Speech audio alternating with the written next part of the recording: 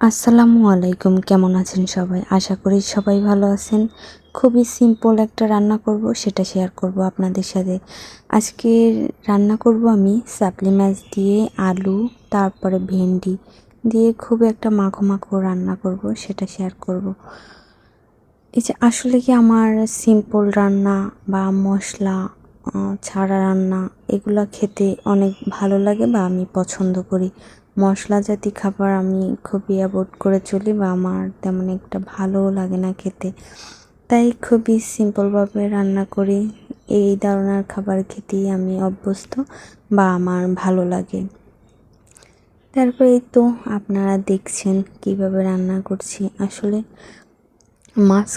মাঝখান থেকে অনেকগুলা ভিডিও করা হয়নি, কারণ ফোনে প্রবলেম থাকার কারণে অনেক সময় অনেকগুলো ভিডিও আসে না বা ফোন হ্যাং হয়ে যাওয়ার কারণে অনেক সময় ভিডিও করতে পারি নাই।